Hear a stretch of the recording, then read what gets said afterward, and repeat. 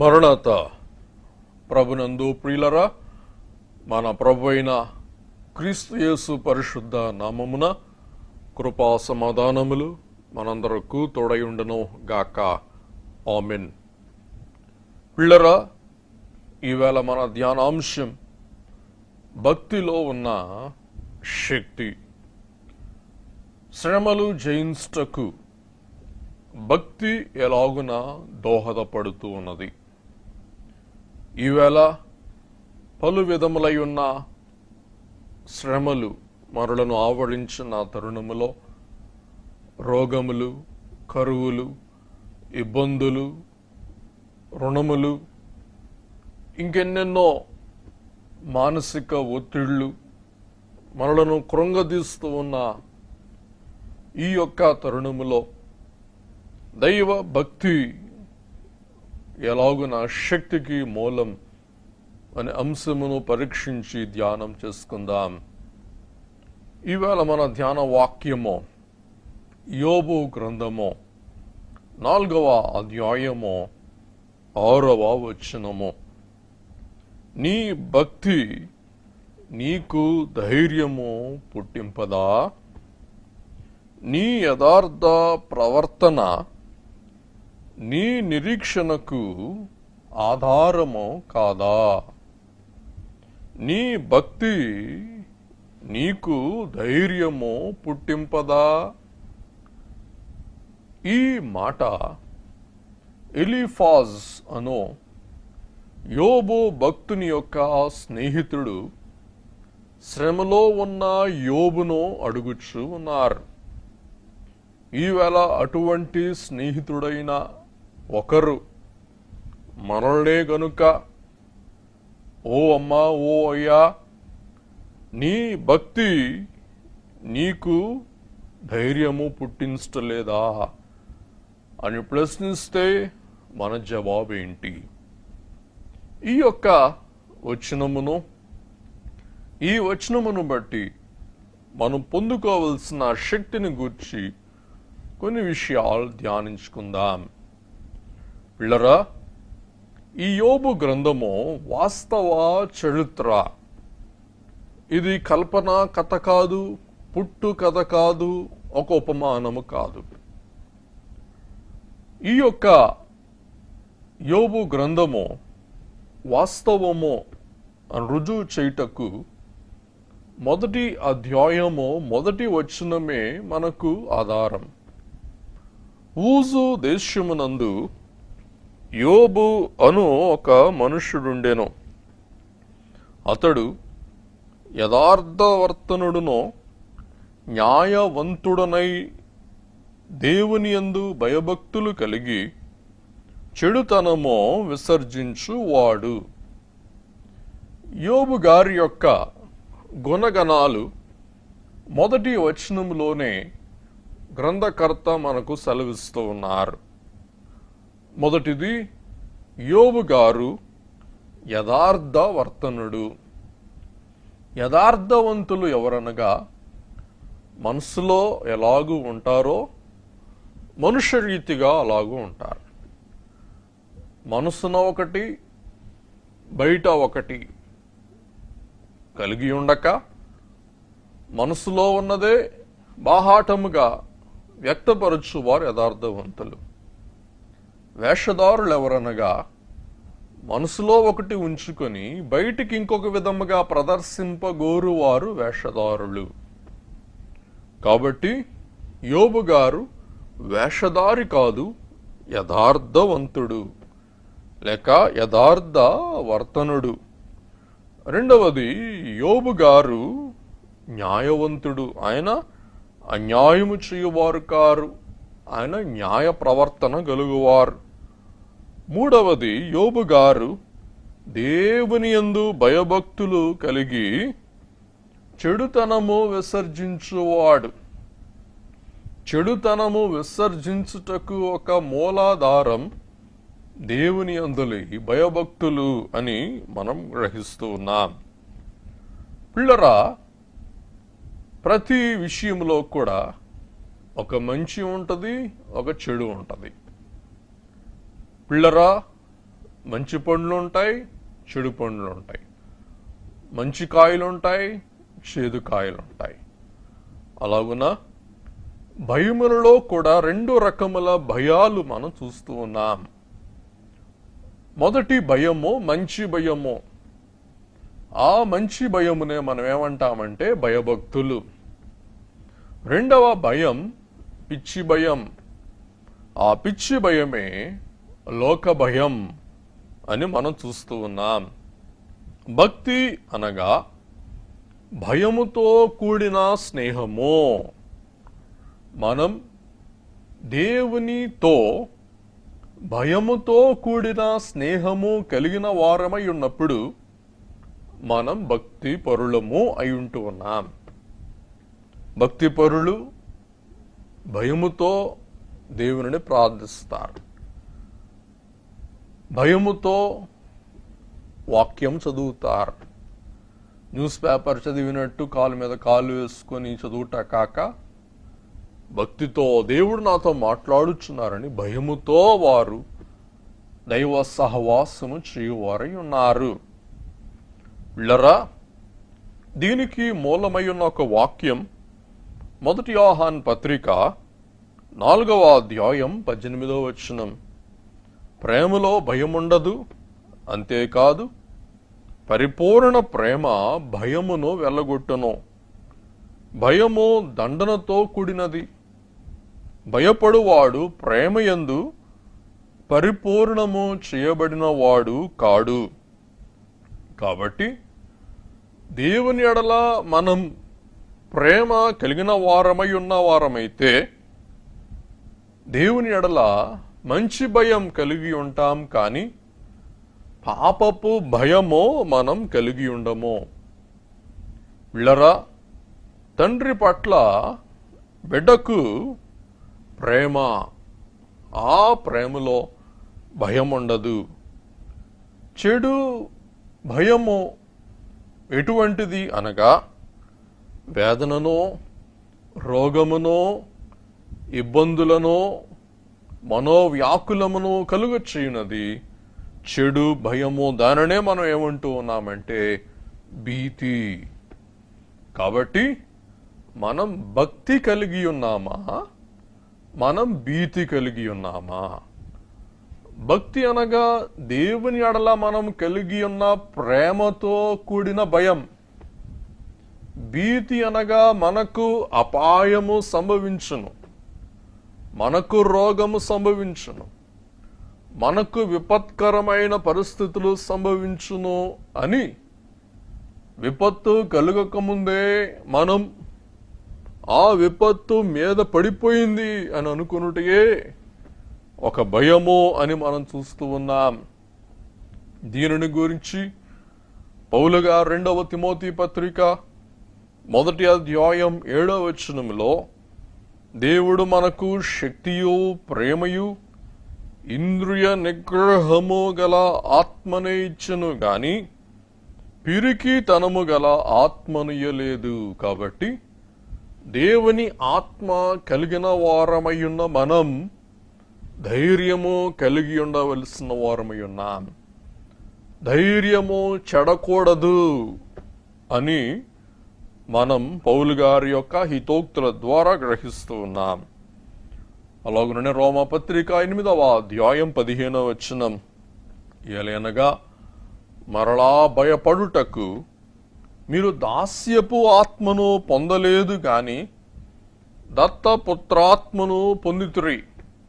ఆ ఆత్మ కలిగిన వారమై అబ్బా అనగా తండ్రి అని మొరపెట్టుచున్నాం. కాబట్టి దేవుని యొక్క ఆత్మ కలిగిన మనమే దేవుని తండ్రి అని సంబోధిస్తున్నాం. ఎంత చనువో చూసారా అండి?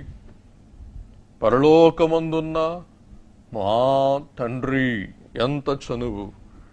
అలాగుననే యేసుక్రీస్తు ప్రభు లోకములోనికి ప్రవేశించినది ఎందుకనగా ఏదేను వనములో ఆరంభమైన భయమును పరిహారము చేసి మనకు అభయమిచ్చుటకు ఆయన భూలోకములోనికి వచ్చిన వారై ఉన్నారు. హెబ్రీ పత్రిక 2:14-15.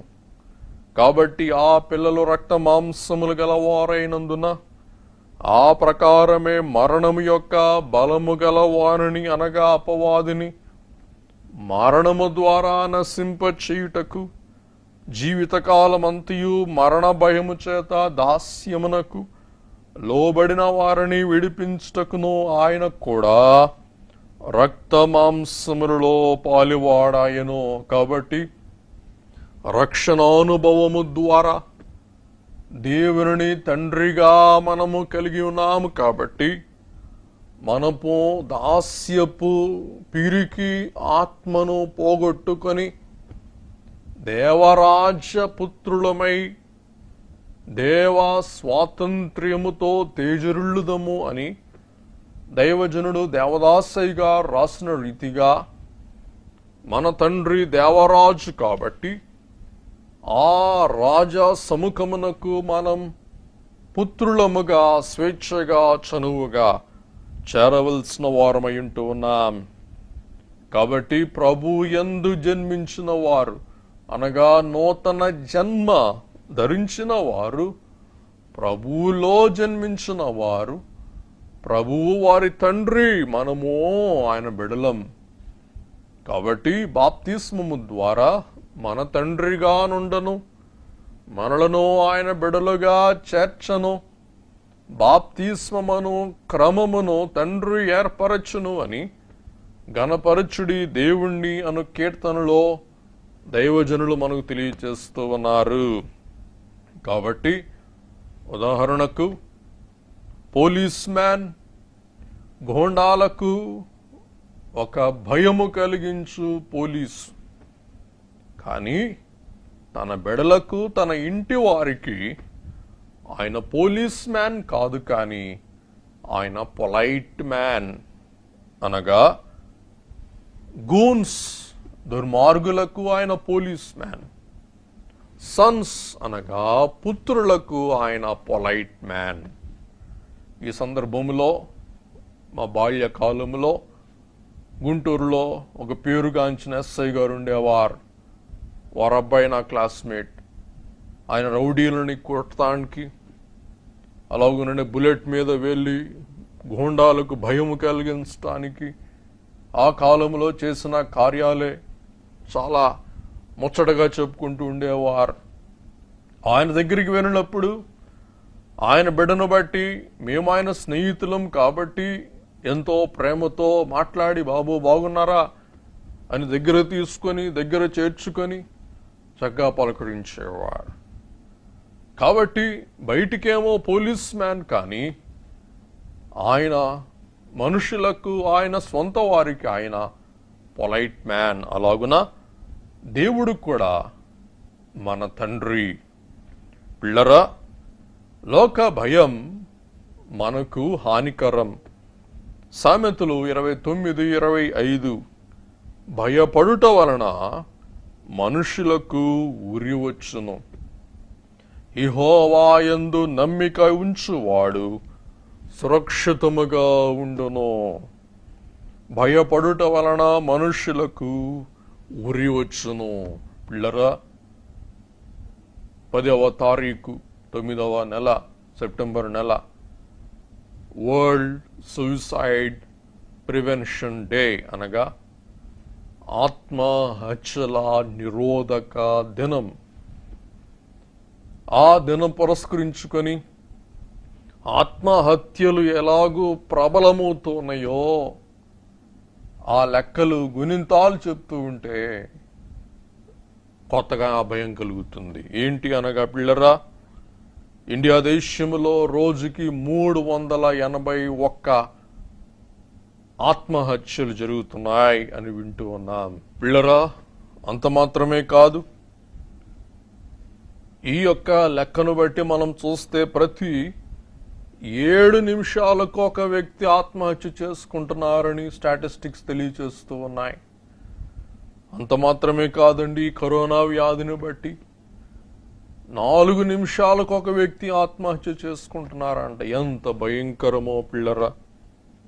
ఈ యొక్క ఆత్మహత్యలు మరి ముఖ్యముగా 15 నుండి 29 సంవత్సరాల వయసులో అనగా నడి వయసులో యవ్వన వయసులో యవనస్తులైన వారు ఆత్మహత్యలు చేసుకునుట ఎంత వినాశకరమో పిల్లరా.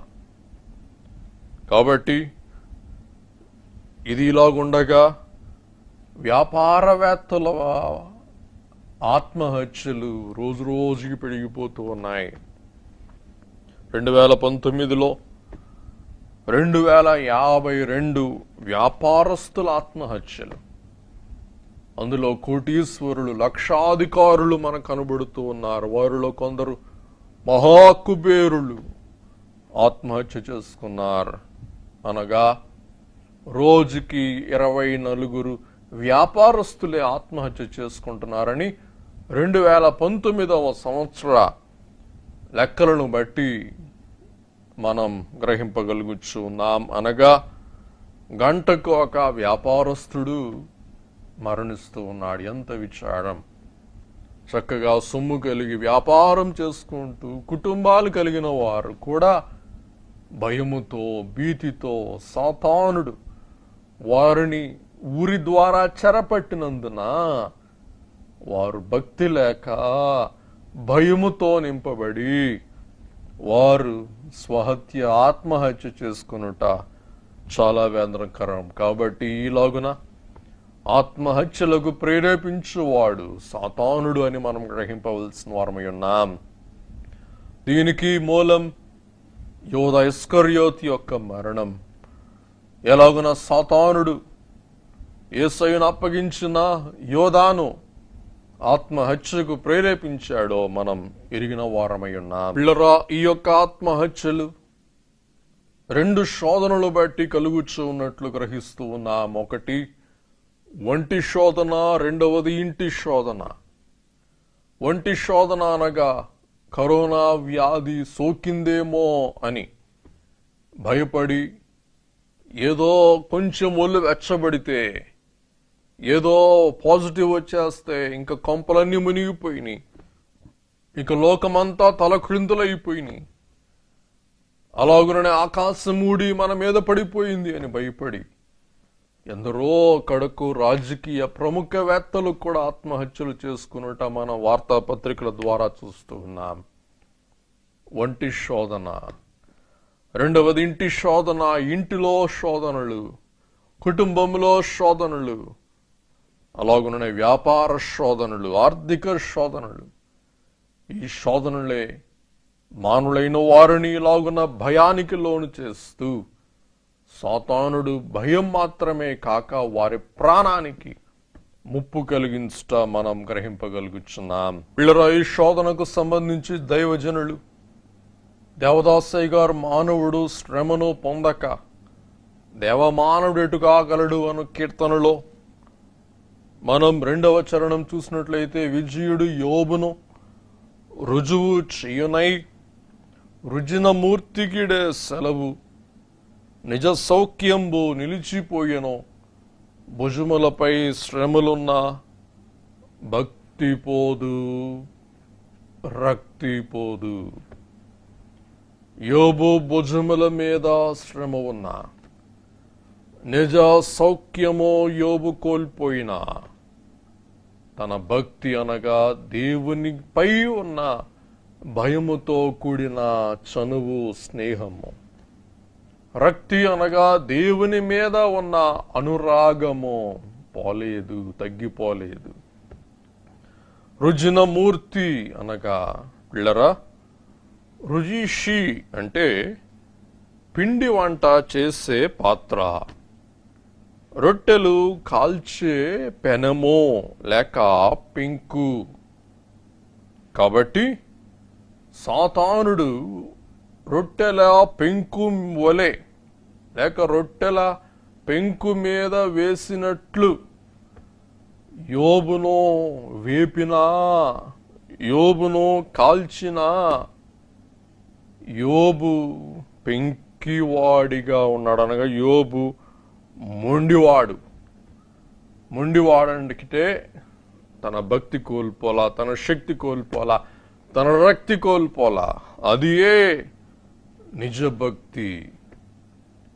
పిల్లరా, ఈ భక్తిపరుడైన యోబు గారి వద్దకు తన స్నేహితుడైన ఎలీఫాజ్ వచ్చి ఈ ప్రశ్న వేస్తూ ఉన్నాడు. ఎలీఫాజ్ అనగా గాడ్ హిజ్ స్ట్రెంగ్త్.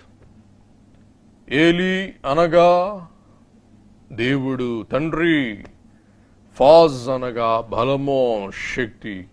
ఎలీఫాజ్ అనగా దేవుడు నా శక్తి. ఈ దేవుడే నా శక్తి అను పేరు కలిగి ఉన్న ఎలీఫాజ్ వచ్చి యోబు గారికి ఉన్న భక్తిని పెంపొందింపచేసి, భక్తిని బట్టి కలుగు శక్తిని పెంపొందింప చేయవలసిన వాడై ఉండవలసి ఉండగా తాను అలాగున చేయక యోబుతో వాదమాడుతూ ఉన్నారు. ఇది చాలా విచారం. పిల్లరా, శ్రమలో ఉన్న వారికి మనం మనోస్థైర్యం కల్పించవలసిన వారమై ఉన్నాం, కానీ వారితో వాదమాడకూడదు.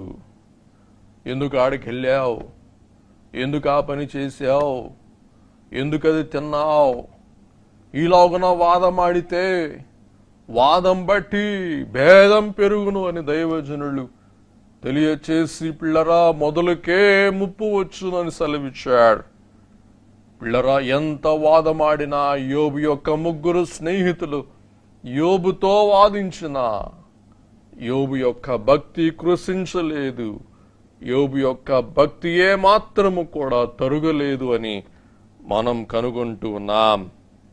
పిల్లరా, దీనికి సంబంధించి దయచేసి యోబు గ్రంథం 4వ అధ్యాయం 1-8 వచనాలలో ఎలీఫాజ్ యొక్క ఆరంభ ముందు మాటలు, పలుకులు మనం చూస్తూ ఉన్నాం. కాబట్టి ఈ యోబు గారు ఎప్పుడు వారనగా అబ్రహాం కాలపు వారని మనం చూస్తూ ఉన్నాం. ఈ యోబు ఎవరనగా సత్యవర్తనుడు, అప్రైట్ మ్యాన్. ఈ యోబు గ్రంథము ప్రాచీన గ్రంథం. ఇది బహుశా మోషే గారు రాసిన గ్రంథమని వేదాంత నిపుణులు తెలియచేస్తారు. కానీ అబ్రహాము గారి కాలంలో యోబు గారు ఉండేవారని మోషే గారు ఈ చరిత్ర రాశారంటారు వేదాంత నిపుణులు. ఆ తర్కంలోకి వెళ్ళే కంటే పిల్లరా, మరలా యోబు గారి విషయానికి వస్తే యోబు గారు వాస్తవ వ్యక్తి.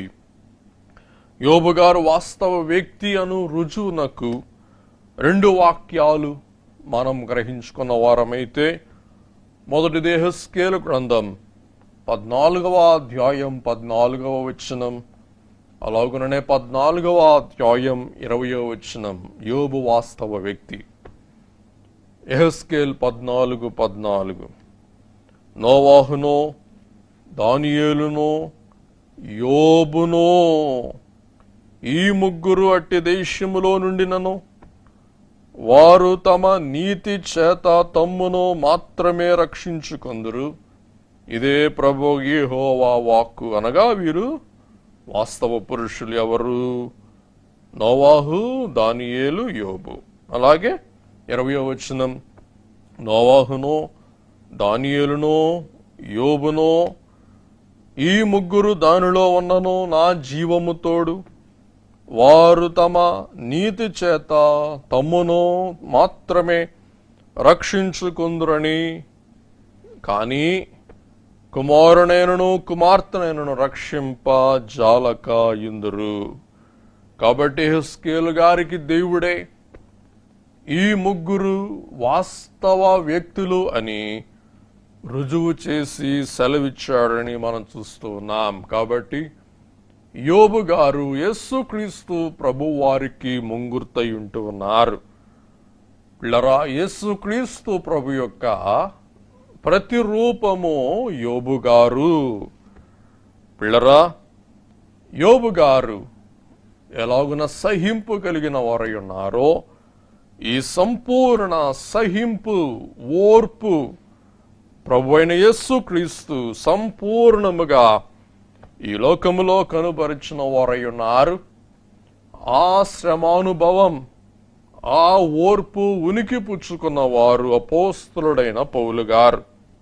అందుకే అపోస్తలుల కార్యములు 14 19 నుండి 22లో 22 వాక్యం మాత్రమే చదివితే, శిష్యుల మనస్సులను పౌలు గారు మిక్కుటమైన హింసలో దృఢపరచి విశ్వాసమందు నిలకడగా ఉండవలెననియు అనేక శ్రమలు అనుభవించి మనము దేవుని రాజ్యములో ప్రవేశింపవలెననియు వారిని హెచ్చరించుడి. కాబట్టి మహిని యేసు మహాశ్రమ పొంది మహిమకు వెళ్ళెను. మహిమ కోరని మనుజుడెవడు? మర్యాదగా ఎవరిచ్చు?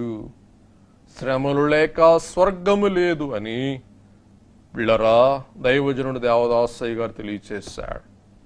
దేవుని వాక్యములో ప్రతి భక్తుని జీవితంలో ఒక విశిష్టమైన శ్రమ, ఆ శ్రమ తమ భక్తిని బట్టి, దేవుని సెలవు బట్టి వారు అనుభవించి, వారు జయించి, వారు దేవుని యొక్క మహిమ రాజ్య వారసులైనట్లు మనం చూస్తూ ఉన్నాం. కాబట్టి ఈ యొక్క శ్రమ మనలను దుఃఖపరచకూడదు, కానీ దృఢపరచవలెను అని అపోస్తలుడైన పౌలు గారు మరలా మనకు సెలవిస్తూ ఉన్నారు.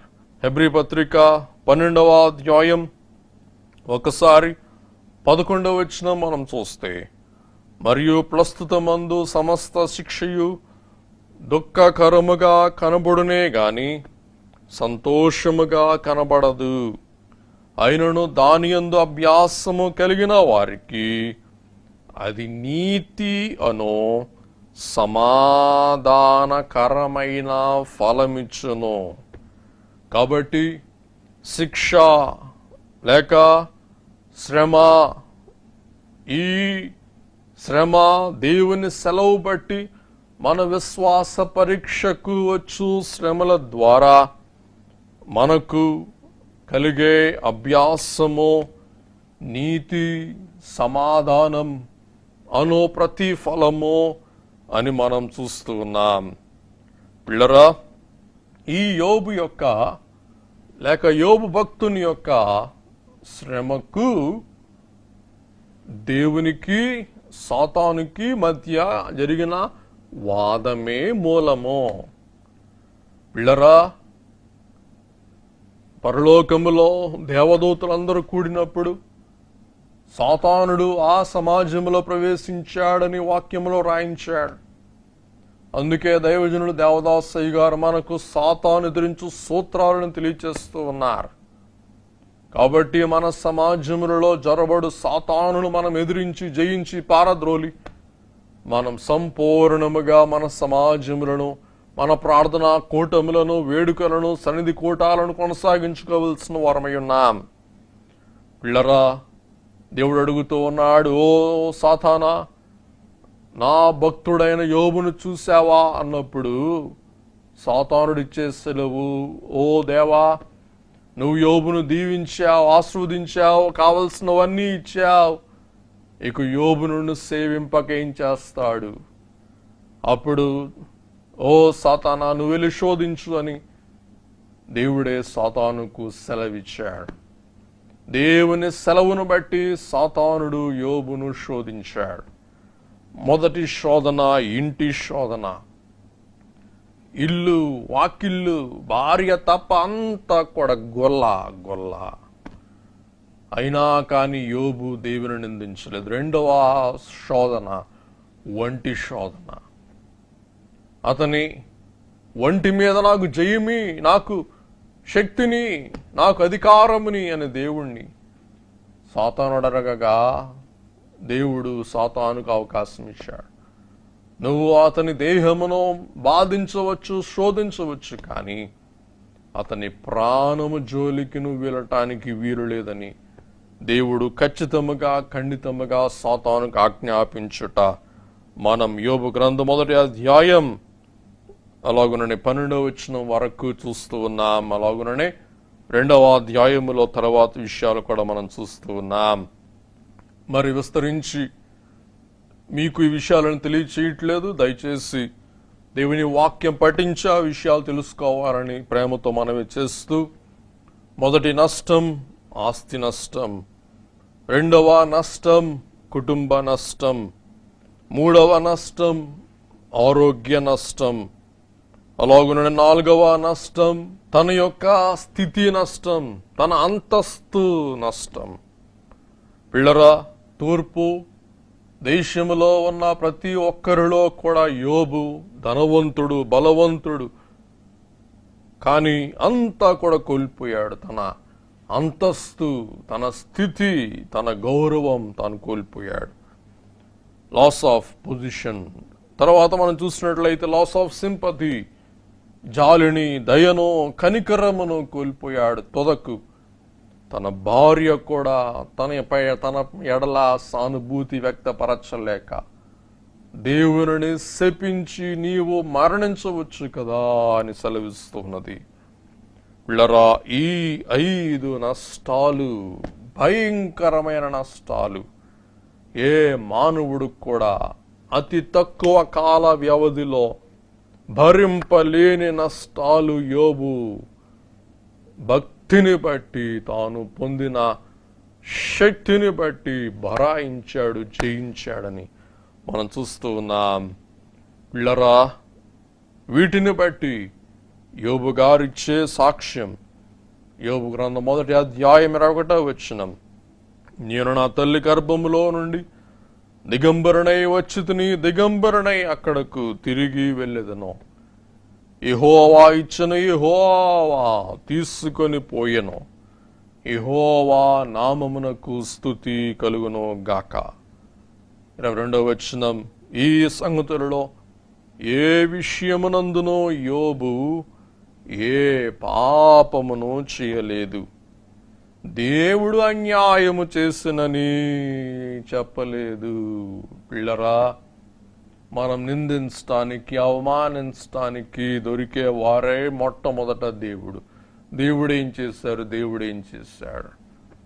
పిల్లరా, యోబు గారు ఇన్ని నష్టాలు భరించినా కానీ, ఇన్ని నష్టాలు సంభవించినా కానీ తాను నోరెత్తి దేవుని ఏమి మాట్లాడలేదు. అది ఏ నిజమైన భక్తి.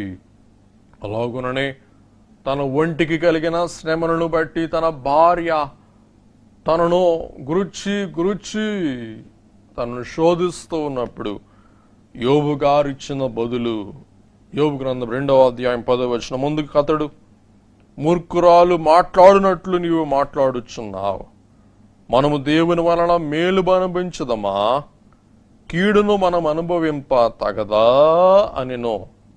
ఈ సంగతులలో ఏ విషయమందునో యోబు నోటి మాటతోనైనను పాపము చేయలేదు.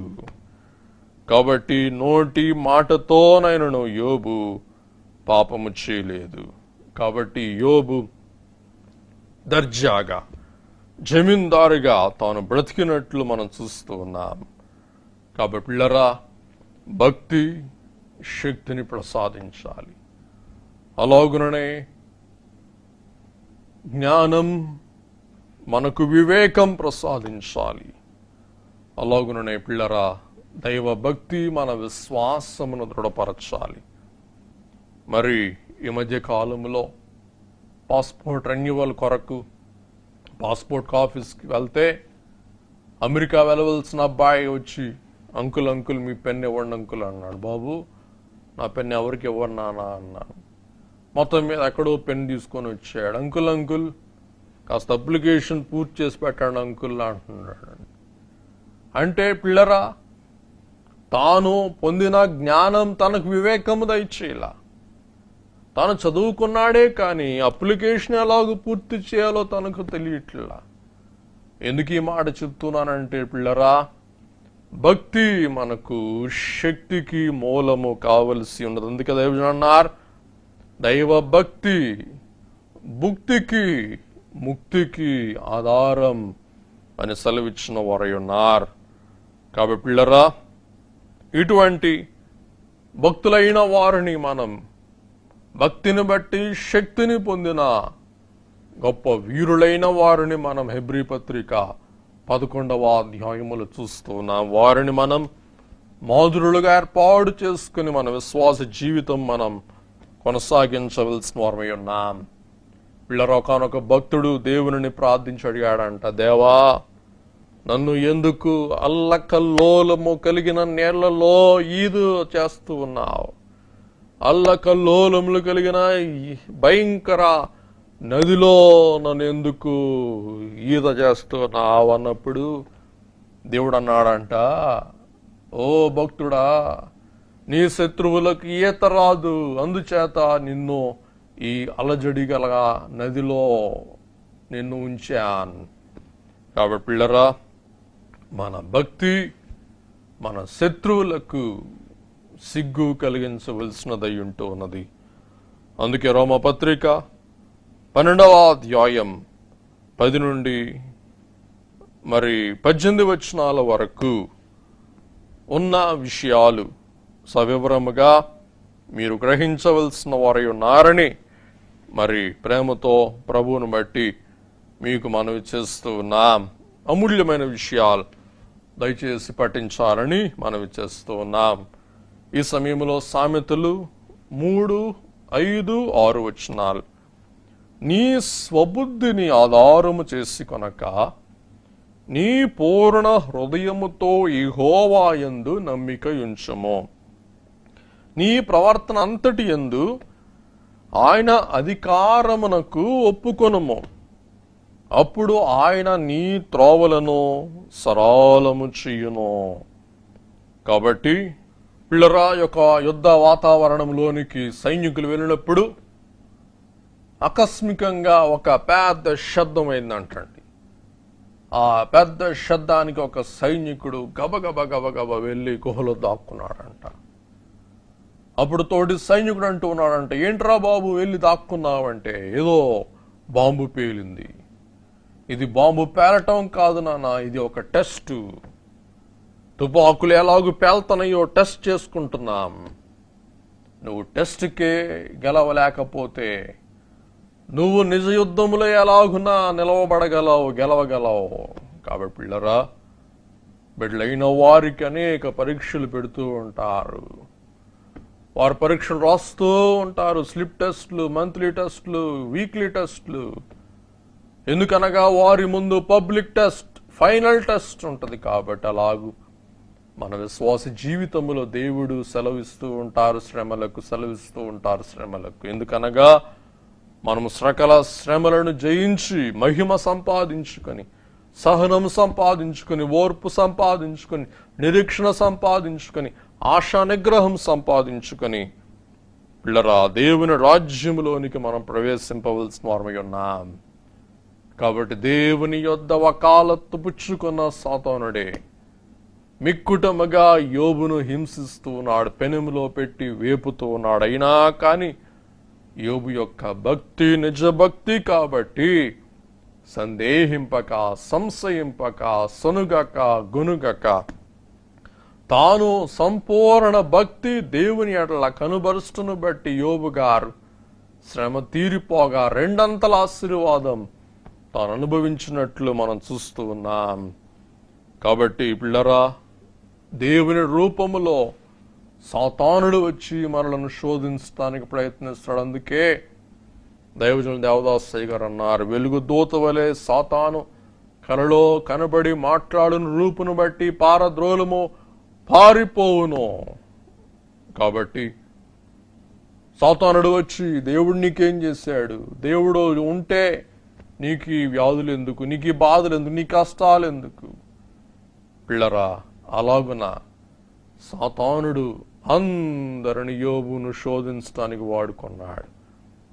ఎంతమందిని సాతానుడు యోబు శోధనకు తాను సాధనాలుగా వాడుకున్నా, సాధకము చేసుకున్నా, కానీ యోబులో ఉన్న విశ్వాస భక్తి సాధన వారందరి నోరులు మూయించినట్లు మనం గ్రహింపగలుగుచూ ఉన్నాం. కాబట్టి యాకోబు భక్తుడు యాకోబు పత్రిక 5వ అధ్యాయం 11వ వచనములో ఇలాగు సెలవిస్తూ ఉన్నాడు, సహించిన వారిని ధన్యులం అనుకొనుచున్నాము కదా, మీరు యోబు యొక్క సహనమును గూర్చి వింటిరి.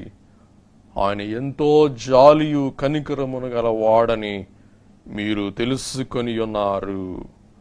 కాబట్టి పిల్లరా, యోబు సహనమును కనికరమును కలిగిన గొప్ప దైవజనుడని మనం గుర్తింపగలుగుచు ఉన్నాం. యెహెజ్కేలు గ్రంథములో దేవుడు సెలవిస్తూ ఉన్నారు, 13వ అధ్యాయం 22-23 వచనాలు. మరియు నేను యెహోవానని మీరు తెలుసుకున్నట్లు మీరు వేసిన ముసుగులను నేను చింపి మీ చేతిలో నుండి నా జనులను విడిపించదను. వేటాడుటకు వారికను మీ వశమున ఉండరు. మీరికను వ్యర్థమైన దర్శనములు కనక యుందురు, సోదే చెప్పక యుందురు. నేను యెహోవానని మీరు తెలుసుకున్నట్లు నా జనులను మీ వశము నుండి విడిపించదను. కాబట్టి దేవుడు అంటూ ఉన్నారు, విపత్తుల నుండి కష్టాల నుండి నేను మిమ్మల్ని విడిపిస్తాను. అలాగనే యోబు గారు ఫేర్ వెదర్ బిలీవర్, అంటే అంతా సౌఖ్యముగా ఉన్నప్పుడు దేవుని వెంబడించిన వారు కాదు, కానీ కష్టకాలములో, ఇబ్బంది కాలములో, వేదన కాలములో తాను దేవుని వెంబడించిన గొప్ప భక్తుడు అని మనం చూస్తూ ఉన్నాం. యోబు గ్రంథం 13వ అధ్యాయం 15వ వచనములో సాక్ష్యం చెప్తూ ఉన్నాడు, ఇదిగో ఆయన నన్ను చంపినను నేను ఆయన కొరకు కనిపెట్టుచున్నాను. ఆయన సన్నిధిని నా ప్రవర్తన న్యాయమని రుజువు పరతును. ఎంత దృఢ విశ్వాసం, దృఢ భక్తి. అలాగనే యోబు గ్రంథం 23:10, నేను నడుచు మార్గము ఆయనకు తెలియను. ఆయన నన్ను శోధించిన తరువాత నేను సువర్ణం వలె కనబడుదును. కాబట్టి బంగారమును మెరుపు చేయుటకు బంగారమును ఎలాగున కొలిమిలో పెట్టి కాల్చి తుప్పంతా వెడగొట్టి వేసి చక్కగా రూపుదిద్దుతారు. అలాగున పిల్లరా, దేవుడు ఈ కరోనాను భయంకరమైన కొలిమిని మన మీదకు సెలవిచ్చి పంపించాడేమో మనకు తెలియదు. కాబట్టి పిల్లరా, మనం కాలిపోకూడదు, భస్మమైపోకూడదు, బూడిద అయిపోకూడదు, కానీ మెరయు బంగారం వలె, సువర్ణం వలె ప్రకాశిస్తూ మెరుగులు దిద్దుకొని మనం శ్రేష్టమైన వారముగా మనం బయటకు రావాల్సిన వారమై ఉన్నాం. అందుకే ఎలీఫాజ్ ప్రశ్నిస్తున్నాడు, యోబు నీ భక్తి ఎక్కడ? నీ భక్తి నీకు ధైర్యమునకు ఆధారము కాదా? నీ భక్తి నీకు ధైర్యం ఇవ్వదా? కాబట్టి పిల్లరా, సామెతలు 3:26, యెహోవా నీకు ఆధారమగును, నీ కాలు చెక్కబడకుండానట్లు ఆయన నిన్ను కాపాడును. అలాగునే సామెతలు 14:26, యెహోవా యందు భయభక్తులు కలిగియుండుట బహుధైర్యము పుట్టించును. యెహోవా యందు భయభక్తులు కలిగియుండుట బహుధైర్యము పుట్టించును. కాబట్టి పిల్లరా, మరికొన్ని వచనాలు మీరు ధ్యానించటకు రెఫరెన్సులు మాత్రం మీ ముందుంచి ముగిస్తాను. ఈ భక్తి ద్వారా శక్తి పొందండి. దేవుని మీద రక్తి అనురాగం పెంపొందింప చేసుకునండి. త్వరలో ఈ కరోనా వ్యాధి నుండి మనల్ని మనం గట్టెక్కించుకొని దేవుని మహిమ కొరకు మనం జీవిద్దామని మనవి చేస్తూ, దయతో ఈ వాక్య రెఫరెన్స్లు గుర్తించాలని ప్రేమపూర్వకంగా మనవి చేస్తూ, అవేవనముగా కీర్తనలు 27 మొదటి 3 వచనాలు, అలాగే కీర్తనలు 46 మొదటి 3 వచనాలు, అలాగే కీర్తనలు 56 2, 3, 4 వచనాలు, అలాగే కీర్తనలు 118 6, 7, 8, 9 వచనాలు. పిల్లరా, గన్నస్రుడైతు సముద్రములో లేక గలిలయ సముద్రములో అలలు పుట్టినప్పుడు, తుఫాను రేగినప్పుడు విశ్వాసులైన వారి యొక్క భక్తిహీనతను, అవిశ్వాసమును ప్రభు గద్దించి వారికి విశ్వాసము కలిగించి, తుఫానును వారి అవిశ్వాసము గద్దించడం ద్వారా ప్రభు మహిమ పొందారు. అలాగున దేవుడు కూడా, మన ప్రభువు కూడా కరోనాను, తుఫానును మన విశ్వాసమును తుఫానును, భయంకర ప్రళయమును, అలాగనే భక్తిహీనత అను దుర్బల స్థితిని ప్రభు పరిహారము చేయనట్లు ప్రభు చేసిన అద్భుతమును మన మత్తయి సువార్త 8వ అధ్యాయం 24-27 వరకు మనం ధ్యానం చేసుకుందాం. అలాగనే రోమపత్రిక 8:31-34, చివరిగా హెబ్రీ పత్రిక 13:6. కాబట్టి ప్రభు నాకు సహాయుడు, నేను భయపడను, నరమాత్రుడు నాకేమి చేయగలడు అని మంచి ధైర్యముతో చెప్పగలవారమోయున్నాం. నరమాత్రుడు అను దగ్గర మీకు ఏమి భయము మిమ్మల్ని అతలాకుతలం చేస్తూ ఉందో, ఏ భయం మిమ్మల్ని వెంటాడుతూ ఉందో అది పెట్టుకొని చదువుకోండి. కాబట్టి ప్రభు నాకు సహాయుడు, నేను భయపడను, కరోనా నాకేమీ చేయగలదు అని మంచి ధైర్యముతో చెప్పగలవారమై ఉన్నా. మీలాగున ధైర్యం, విశ్వాసం మనము కలిగి ఉండటానికి మన మూలం ప్రభువు నాకు సహాయుడు, నేను భయపడను. కాబట్టి మన ధైర్యానికి మూలం మన భక్తి కావలసి ఉన్నది. అందుకే ఎలీఫాజ్ యోబు భక్తుని ప్రశ్నిస్తూ ఉన్నారు, నీ భక్తి నీ శక్తికి ఆధారము కాదా? అలాగుననే నీ యథార్థ ప్రవర్తన నీ నిరీక్షణకు ఆధారము కాదు. యథార్థ ప్రవర్తన సత్ప్రవర్తన, నీ నిరీక్షణ అనగా విశ్వాసము ఫలించుటకు కలిగిన కాల వ్యవధి. ఆ కాల వ్యవధి కొరకు మనము కనిపెట్టుకొని ఓర్పే నిరీక్షణ అని మనం చూస్తూ ఉన్నాం.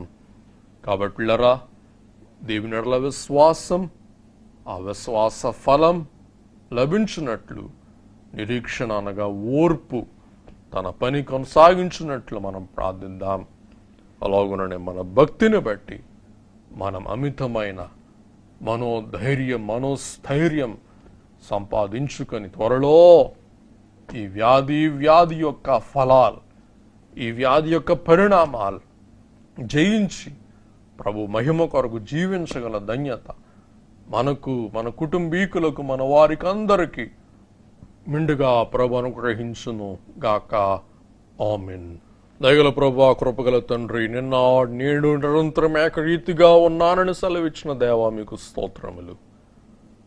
యోబు భక్తుని జీవితంలో సాతానుకు సెలవిచ్చి యోబు శ్రమల యొక్క సహింపు ద్వారా, యోబు భక్తిలో ఉన్న శక్తి ద్వారా మహిమ పొందిన మహోన్నతుడా, మా శోధనలో, మా శ్రమలలో, మా పరీక్షలలో కూడా మీరు మాకు మీ ఆత్మ ద్వారా సహాయము చేసి మనోస్థైర్యం, ధైర్యం మాకు కలిగించి శ్రమ పరిహారము చేసి శ్రమను బట్టి కలుగు ప్రతిఫలం మేమందరం అనుభవించి ఆనందించి నిన్ను కీర్తించగల కృప దయచేయమని, త్వరలో ఈ భయంకర పైశాచిక వ్యాధి కలిగిస్తూ ఉన్న భయంకర పరిణామాల నుండి మమ్మల్ని విమోచించుమని, రక్షకుడు అనునామమున భూలోకానికి ప్రవేశించిన యేసయ్య పరిశుద్ధ నామమున వేడుకొనుచున్నాం పరమ తండ్రి.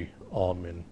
మన తండ్రి అయిన దేవుని ప్రేమయు, కుమారుడు యేసుక్రీస్తు ప్రభు కృపయు, పరిశుద్ధాత్మ తండ్రి యొక్క సహాయము, సహవాసమును మనందరకు తోడయుండును గాక. ఆమేన్. మరణాత.